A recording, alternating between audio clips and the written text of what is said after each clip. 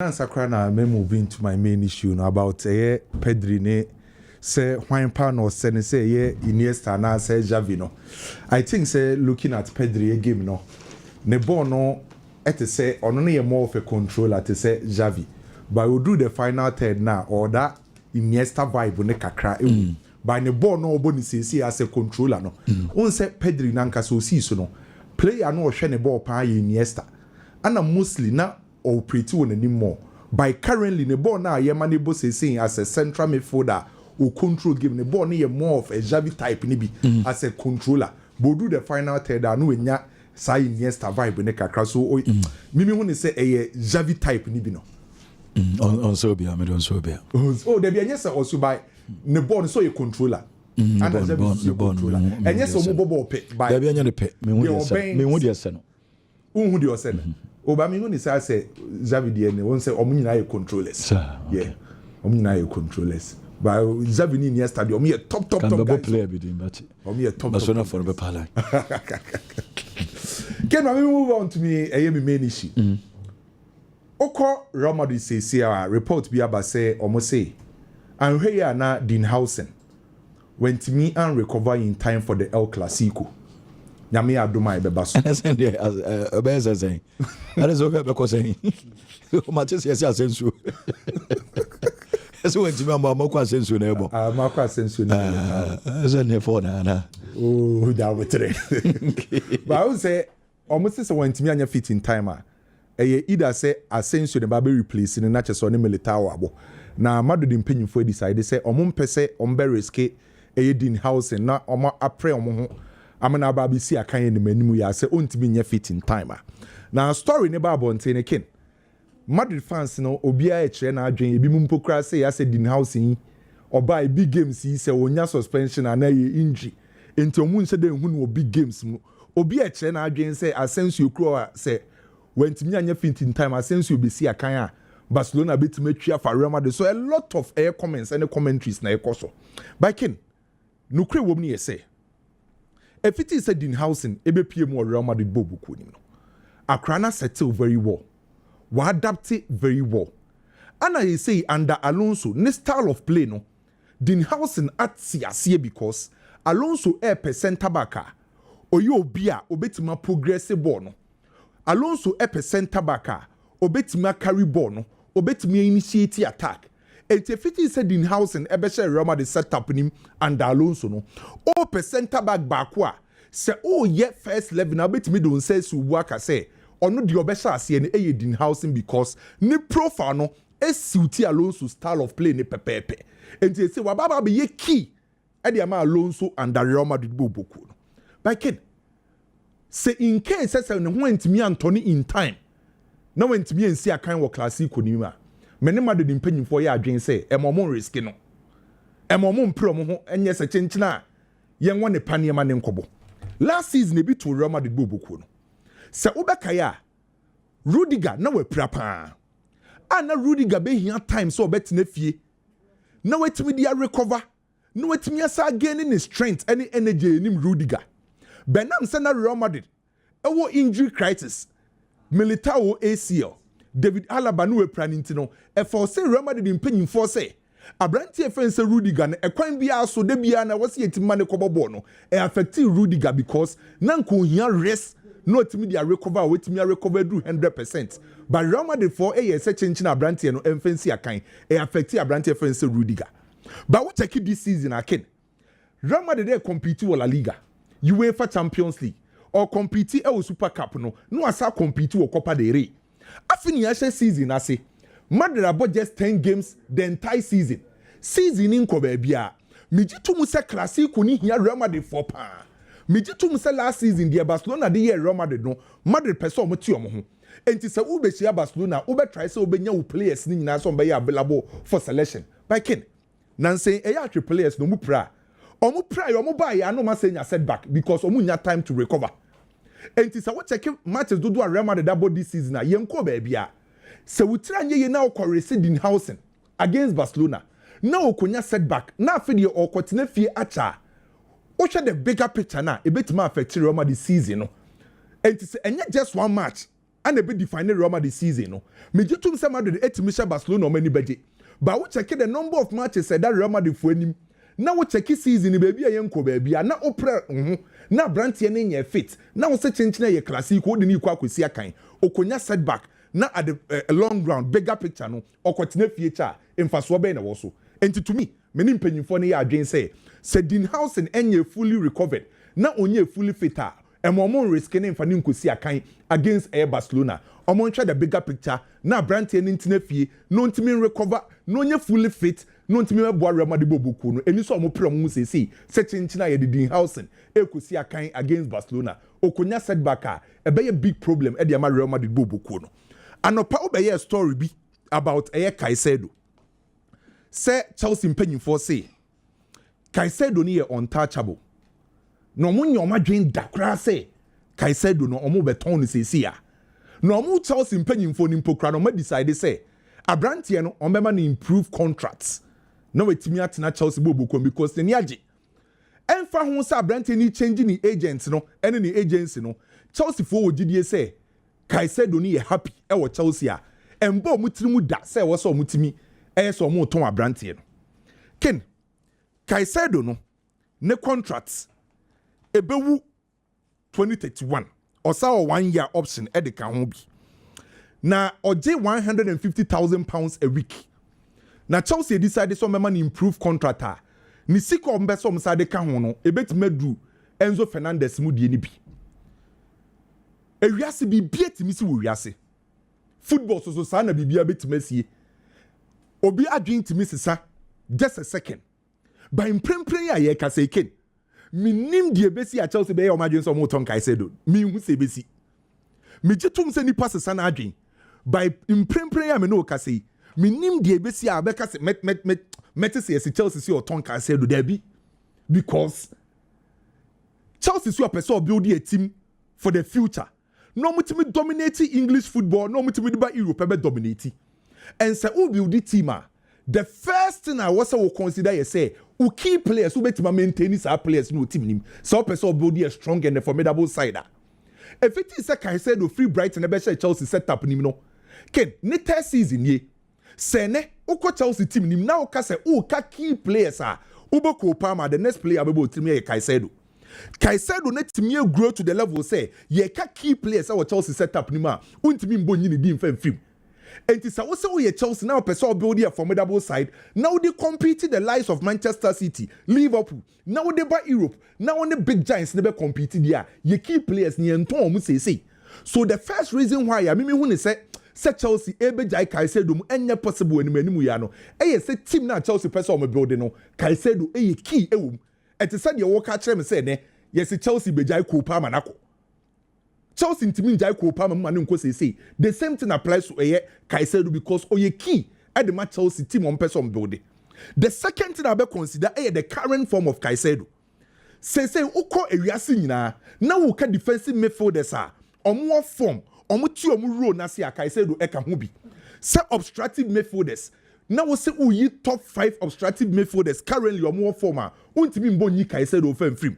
And opada metie wo statistics on Caicedo our the top 5 major leagues in Europe. And as it stands now, there is no single player. As it stands now, top 5 league. Why most tackles I say Caicedo, most interceptions I say Caicedo. It show the current state and the form of Caicedo. And to about Boko to say Chelsea. Now a player currently he's one of the best midfielders. So we are saying I don't know what's Ujano. Let's not forget our 23 years old. Apart from the form, it's a present or. And at 23 years, Obetima bought at the highest level the next 5 years, or say your future. And our Chelsea team currently say now, the impact on and off the pitch. And it's a who consider some factors when you can make a extremely difficult. So we be convinced me say Chelsea be jai Caicedo or your one player or your Chelsea players or dom akuma sunibi. There is no way as it stands now. Say Chelsea be jai Caicedo. So we jai ni mu Chelsea for ho be your mama until say Caicedo na beka say Chelsea no mi mbobi ma na say obi di escape bia untimi and rejected by as it stands now Caicedo so free Chelsea no I don't see say it possible. Omo kobusa Eric Garcia our Barcelona team nim nyina say players our Barcelona nyina no hwan pa na ye underrated And yet name say player back or underrated power Barcelona ye Eric Garcia. But Ken, you would say Eric Garcia say when ye underrated what Barcelona set up no. Or say ye Frankie Dion. I know ye underrated what Barcelona. Na adie we mintiasie. From Monday ebesine. Every single player of Barcelona biano can in some of mukafa Frankie Dion on eye me wama. Because I would check it eye and some uncle for trophy Frankie Dion ho. Now would tie the Barcelona players ni coaches ne kafa Frankie Dion ho entirely. It seems that Barcelona coaches and players no the of Frankie Dion no enya sana supporters no dodo ne ho no. It seems say Barcelona fans bi wo ho ni say Frankie Dion no ne level ni any strosa. But we busa players no mo ni say abrante ne ball no obo no e wo soro pay. And so what na say now relax it. Now we have factual and critical analysis ah. Obeti the reason why Barcelona players name for Frankie Dion offensive form. The reason why Omoka so underrated as a footballer de Barcelona. Under Hansi Flick. Oba three midfielders. Baku eye deep original defenders nenim. Mostly eye Frankie Dion ne operate was Aruho. Ana Baku eye controller eye Pedri. Ana Baku ebo as an attacking midfielder. Either so bebo Dani Olmo. And also bebo eye Femi Lopez. Sa three midfielders we ana Frank Papa friends Hansi Flick eyusu. But Ken, the reason why I may any Barcelona players not here say Frankie Dion a very special player. Ni role na obono. Se wa dream bra untimi boss role no. Because ono Frankie Dion and original defenders nenim Barcelona ye build up ah.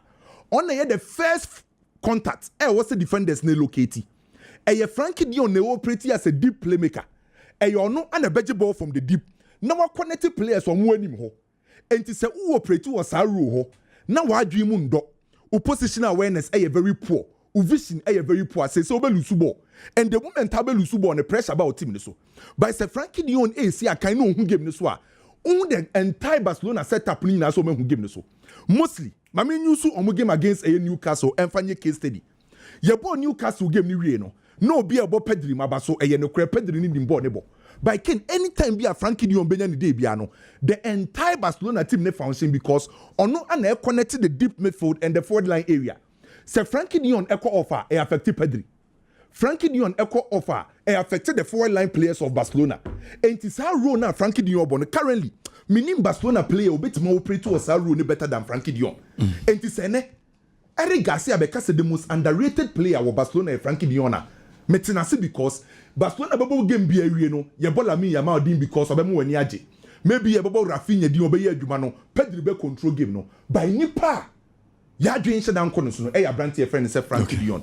And my last story ebeye Manchester City about Donnarumma osi obai no settle very well bibi ekoso yi Ken Pep Guardiola is a smart coach and reason is simple yenim say Pep ball playing goalkeeper but when say in Manchester City e kire ho no omo consider a lot of chances. So me consider a lot of chances. Again, there was a mehwehwe. E was me pay a shot stopper. Goalkeeper, e through the mu adin obe save Manchester City. When an agi save of the month, e you Donnarumma. Oba ye few opportunities and a few games awabono. Check the number of saves awaye.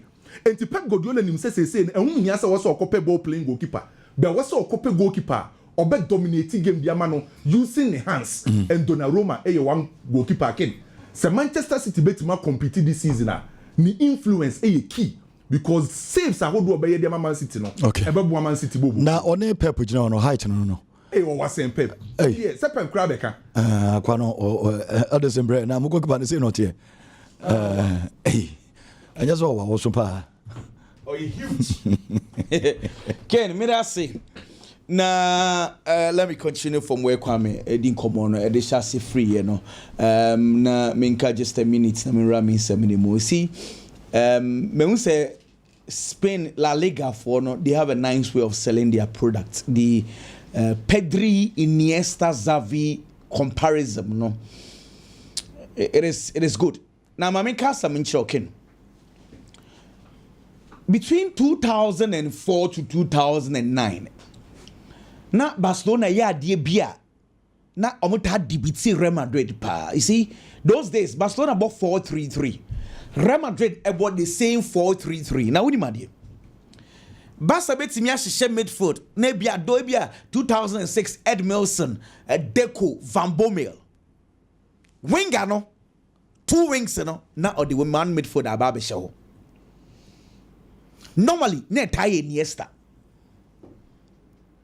I mean, the reason is say, you know about 4-3-3, meaning it's a midfield in 3-3. But Barcelona always want to dominate, so there is always one extra player. In between 2006, 2007, 2008, Iniesta mostly now operating from the left wing. Time Yaya Toure buy, Yaya Toure na Deco, Xavi, not the Iniesta go to the left wing. But what let me show you say? Pep Guardiola buy Okofa, Keita buy, Otimi bought Busquets, Keita, Jabi, midfield, Iniesta, left wing. Any game they want to dominate. Mekadi Esisudia say, what can I say? Tama Jabi, Eba, Barcelona as the head coach. No, you saw Gavi as the left wing. What kind? No, you saw Gavi. The whole idea was to bring that Iniesta vibe. Yes, that's a game now. Or boss a left winger. You control the game now. Or bet drop your banfifi. But Gavi and Simia Nyesa. Because the Sisudia say, you see, Iniesta was molded in as an attacking midfielder. And Obe Ropi in midfield. Into the attacking instance, Wonimu Kakra. Jabi was a defensive midfielder. You can't say Kobe replace Pep Guardiola. And also Sambaye number 8. Into also so he's cast in the mode of more of a controller. And to say, see a Jume, a Jumana Pedri Ayeno, Ayano Nana Xavi those days. But what you say? Because Barcelona, no more 4-2-3-1, no more 4-3-3. It is Iniesta and Xavi no more as a double 8. But double 8, back way advanced, I told you about drop it back. But see a Jumadi, and yes, or more and yes, a comparison. But a Jumana Pedri and no those days, na Jabi Inti the but they don't look alike. In fact, they don't play alike. Bonus Sankra, but say a Jumani dear sanity. Yeah, Ken. As some man person make an some way controversial fairness, but see, I think say Barcelona, there are lots of chaos the way they communicate to their supporters. A lot of chaotic information. Opia deni dear contradictory statements. The difference between Barcelona today and Real Madrid, I think, say, Madrid communicates well. I tell you, Barcelona, tell me ye. Real Madrid for almost stadium now, we see Benabao. I feel ben almost chassis, and I feel ben almost ye. Almost start say, by 2019 more baby. And you're no movie. It took them over 4 years. Maybe what? Omo stadium no between 2000 to 2010. Omo kwaye omo annual general meeting. And omo said they've spent over 200 million on renovation. Into Sadia, yen kope Bosnian yen stadium ni ye, yen renovation ni ye. Into the annual general meeting, they decided it's okay, we'll go and fetch for Sika from extra sources, bank, yen kwaji Sika. Ken Madrid for estimate say almost spend over 1 billion euros at their renovation. Ken 1 billion Busian bomu miensa me pasa me can some edisia some so omo bo Busian mu miensa. The first one was over 500 million.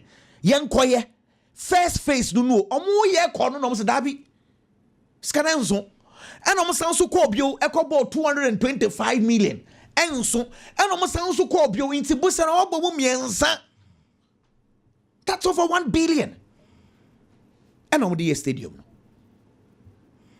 She, it's the same Busiambo and a Barcelona abo at this stadium. But what is the communication between the two? Madrid, they are doing their own thing. Stadium no. Yenya botre ma papa ne ensi ni stadium and Madrid supporters ni nya botre and we see stadium ne kama Barcelona 2 stadium 2 years mu ani o mebo a ekeka ko 3 years problem be na esi Madrid Busiani from US companies or JP Morgan. Barcelona Busiani from 20 companies. Nina kabom and over 1.45 billion and a diesel stadium. Barcelona no no companies they say until say stadium no ombe use no Busiana makwaje no you don't need to pay. Inti the payment starts from the very first day Barcelona will play football there. Problem be any ho. 2 years. Oh year renovation. 1 year. I think you say inka normal because Barcelona stadium no so. That's what champion about. It's a problem be ho. And so communication and ye ni abani e di Laporta atam Laporta se munya boche akakakra it is too much. I think they are not communicating right. Tell your player, tell the supporters to say adiana no. The stadium is huge. So, who need time? But as people who doors do every day. Now you're subject to Barcelona stadium need to radical. Meanwhile, it is not easy. Stadium no in 2 phases. First phase they say on by a capacity of 27,000 and we much go. Phase 1B and it say on by 45,000. Or phase 1C, 60,000. And one konya no my area no. Say your phase 2. Phase 2 na apatie. And na on by the apatie no esro nkonya na ho no ma rufi ho kakra e de aka ho. That is the phase 2. That is where they are at the moment. Yet they are not communicating. Communication about bontin so stadium ni area and sir, please. They should communicate well. Barcelona are not behind time. They are not behind time at all. Asamba Barcelona one. Essence information no doors unti. Na hey no omaseki. But the president na nkasa beka so mawi aka document. Yenu aba na on a finance. Madam Helena Fons. Yeah, Helena Fons so beka so mawi. Only documents in here mo. But an image see I will show television so e just say omunwi. Hwe problem e buy. See internet so mun communicate here no. We no cast so phase 1B. Phase 1B ni say on be nkonya mako 45,000. No mo dey hosting games. The idea ni say in kayenya 1B ni we 45,000 ni we a. Na hosting games they said the Santiago Bernabeu no mo because Madrid Stadium they were playing games whilst they were doing. But omo dey call in mpanyimfo na njantum because omo say nyema ni bi ho mo wie. Inti Barcelona can omaka say ye wie no na nye so omo stadium no omo wie parts of the face but man ka sa omo nkyeremu ye ankyere supporters no hwe ma me ka asem cho Barcelona levers hey Barcelona ton omo japade Barcelona for omo ahia hwe ma me ka asem cho let me tell you the truth mama one example pen amemo because of time company bi America friend is 6 streets company Ken Real Madrid 360 million. Uadajia, go and Google it and read it because of time. 360 million. Says Santiago Bernabeu no. Almost ato pata on by a premium seats near there. 360 million. Me bacho what's a who did Kent, I think said there is a Pemami 6 streets and Real Madrid. To said yeah wako Barcelona nano ye discuss VIP seats. Barcelona koton omu VIP seats. Hey Barcelona for here omu and blah blah blah blah. See streets. They did same with Real Madrid. If I can't patch up mami pa. Oh Adaja go and read it. But Barcelona's contest is that hey omunim di omo ye because in Penyifon in Chase ye. But Madrid they communicate the official statement Real Madrid brought in 2022. It was we are having a partnership with these people. I lie? Okay, Nyamisha Kent. And I don't know. You go and read it. You're moving on and Kayasam. No, until they start communicating right. No problem, Libri. I say politics no Dawson. Politics no Laporta. News more chain. Hey, Jumano. Communicate to your supporters right. Anyway, Ken. Share Dembele issue. No, I think the PAG should be very careful. And Ramiti Garrett Bale. Bale say. Adebaku stro. Obo bo ni nyina ne se obebobu ewie na no achire na oni sika because what's a place ne binka eno nti me can we and I'm say papa Gareth Bale after na mate was because it got to some point in time and now we get 32 million Real Madrid born na wo mobi enso na emfa no say obetna club no me can dey so dia say footballers no omudrum pempen so bi a eye sika over career o me sure me can Dembele we see o dey say so achieve football mu no we see individually a Ballon d'Or. Inti the conversation is that say watch Ballon d'Or na wia. I was so pese kaka krade mano. At the moment he's the highest paid player. Our Paris Saint-Germain oji 18 million. And on sika no person mo de 30. PSG for say 30 there. See you move from 18 million to 30 ya. Automatically you are telling the rest of the players to say obia meje aketuantum which PSG want to avoid. Because the 2 years in here, PSG are labor, they have suffered very well. Say, on bet on wage bill. So because Messi, Mbappe, Neymar, Mbappe not just 72 million, Afibiao. Messi not just 63 million euros, Afibia. Neymar not just 53 million euros. In fact, for 1 year, now Paris Saint-Germain wage bill 348 million. Say on match so ako 147 million. Into 2-3 years in here, a deliberate attempt to reduce the wage bill of Paris Saint-Germain.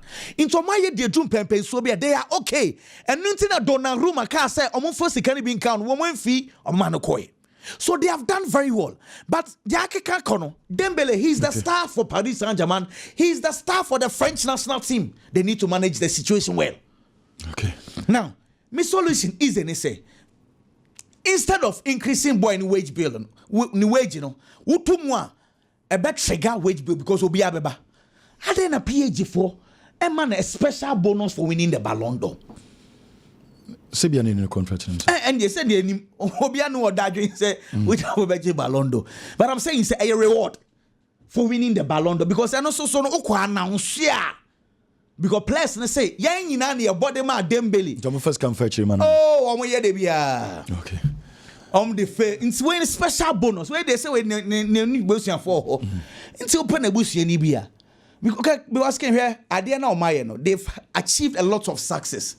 But one bad decision, a best team nina. Because he say PSG team no asumdwe wo ho. But senya wuja for soja no monto market no if they don't manage it well.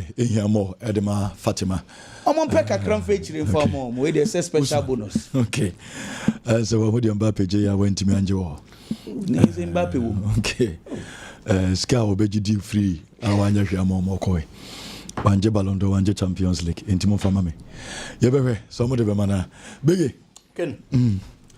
Can Barcelona. Men who are debut of Barcelona supporters anymore.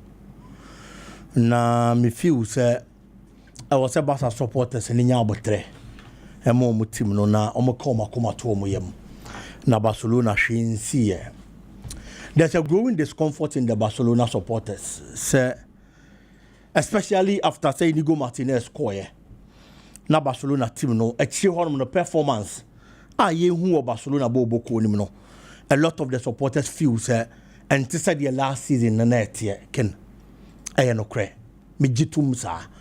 Say hebo no. Yes.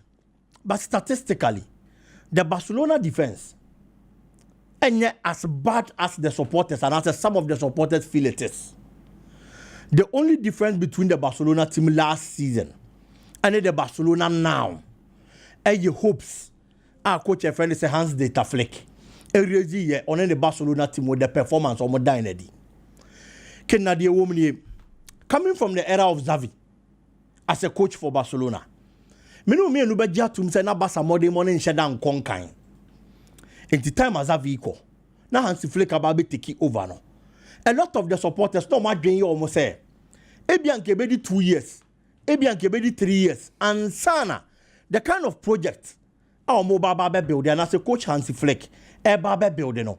Ebetimi and macho na fe near Masha as ya konkan. And so the Ama Barcelona bobo kono.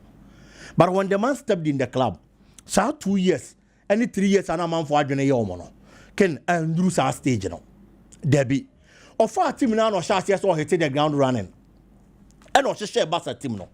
With the limited resources and the quality available. And my Barca side never be win someone, a strong one for that matter. It's Barca supported Bebrina no money GD Ye real season no. No my Baba G League. Aside from my G League no. They nearly got to the Champions League finals. It's a Jumana papa in the playing body in a year. Standard normal set it to hormono.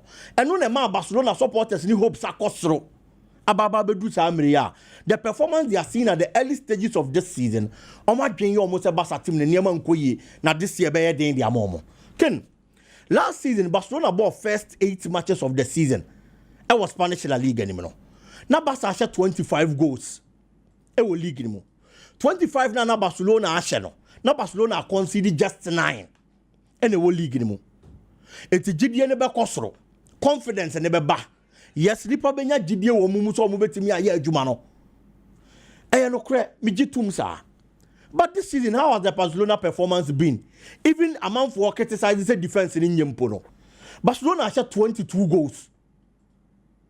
It will league anymore. This season, from the first 8 matches in the Spanish La Liga. 22 now, we conceded just 9. That is the last season there now. It's Barca defense now. Supporters need to feel that that's bad because Inigo Martinez in the honor. Clearly, statistics we actually say Barcelona defense is not that bad. Said the supporters need to be huno. Name the Mimi who say Barcelona was problem anymore because goal scoring is what. Yankoni Shadie when it comes to the goal scoring. No bo anymore the Barcelona Bobo Robert Lewandowski, Lamine Yamal, Rafinha, and Nantiami and Sawin and Age anymore last season.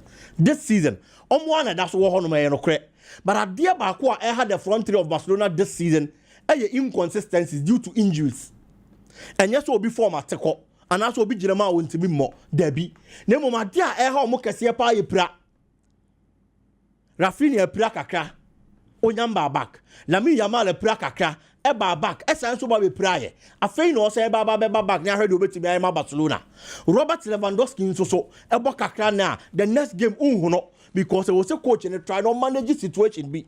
Ene niam ba ko mienu looking at the age. Etiano and I contributed to Barcelona ball boku no. Goals na so ate wani mu hono no. Eti all the coach has to do and they say players need betimi race fast. Far from time, no matter fit no matter see a career Barcelona boboko no. So with me yes ade no. Now share numbers na available this season. First 8 matches of the season in the league compared to last season, the first 8 matches in the Spanish La Liga. Then clearly, Barca team nenya that bad to say their supporters ni be who no. From last season at this stage, no more 21 points for league anymore. This season 19 points and you just 2 and I drop it. So ade hu bia nsi e Barcelona boboko nim. They just have to do 1 or 2 things right. And they are going to get back to the Barcelona we saw last season or probably even do better. Ken, the managing director for Borussia Dortmund, Akasa, na last reckon, as a player na a friend in Nico Schlotterbeck. Omon pre omon se chinchina on renew the contract. And I say on extending the contract and from Borussia Dortmund. Name player name fan to the team say sa issue we so nya de be drag ya che. Then it means say Abrante na twentwen na ase kakra bia. Omo forget no ma pay another player. E no kre me gitum say say planning ahead. Say player nya ready so be extend the contractor. E was so hwe wanim na opo mo betimi aba be hwe no ma be si akan ria ma. But the posture and manner the MD spoke, it looks like say before wonimu. But we are say talent management and ya before the manage talent. Debbie. There are certain players be obe ha adwene kaka. There are certain players e basikadie ho nkomo a obe ha wadwene kaka obe tete o kaka. But I say unya obotrema no because say obe MD na obenya fans ye be bo aba so say wu rain team ne niam akonkan de ma omo a ne ye bold ni ye bo aba so a ye mo aba so just because of what adwuma ye behind the scenes. Debbie adwuma players ne be ye wo park so trophies omo bejeje include omo beje eno na benam so wo MD no nso so wani be benyam. It's how to manage talent. And different from managing any other thing. And Recken is a former footballer. He should know some of these things. Player now ye didn't home common. There are offers on the table as so. At the chamber we shall not Mondiano. Can Akodani Sika or GCC as we speak. 4 million euros. Afei no almost extend the contract na almost double the sika na di amano. Now 8 million euros. Look at some of the central defenders in Europe. Din any ball almost body sika omoje. Nation Nico Schrotabek no compared to the money 4 million euros are Oji Borussia Dortmund. If they are offers a beba, if you are born say beba, monetary wise, say see I test a Bayern Munich peno. Ya test a Liverpool na ope. Now no other Barcelona di benenemu. All these clubs financially almost more than a chain Borussia Dortmund. How mo betimi atua more than what die no. How dey mark kwada ndi say aside financial issues no. Trophies are player beje. I be money mo ayedu. When it comes to trophy winnings. Clubs wey nyina ben crew agye a chain Borussia Dortmund. Dortmund is here. And this stand no. So betimi age Champions League says here. So betimi age even the Bundesliga says here. Say looking at the kind of a Juma company and the Bayern Munich air. And this open so keep talent no see a kind of mawa. And we so who quite first approach situation no. No what me come play and down. No extend the contracts in the amount. And yes they are. Obo we are the contract in June 30th 2027. Cash in on the player. Ne man nkona do sika e fa hye obotom. Kin kakra bi on Martinelli. Waka sembia fa Ateta ho. Na o say Ateta aboa ono Martinelli as a player. Ono na ama na ene obaba be better player. E wo Arsenal bo boku ni mu. Ade ba ko Ateta aye. I am a lot of the Arsenal players are respecting so much. And they say most of these players almost see a kind of Arsenal no, with no disrespect. Ken omo ba Arsenal no mo big players. Mikel Arteta and Sano, and what transforming these players to the kind of level they are. Bukayo Saka, Saliba, Gabriel Magalhaes. These were players are not unknown. Martinelli was bought from a second division in Brazil. Player who see a kind of second division in Brazil. He probably was saying the but Oba Arsenal 2018-2019, Arteta buy in 2019-2020, and what transforming player man by a big boy. Into such a person, he feels highly indebted to a coach of friend, Mikel Arteta, and say all papa na baso and all Arsenal bobo him because we be at Yamawa. Manipani who said, "Dear no Yamawa, when you saw men keep him mute."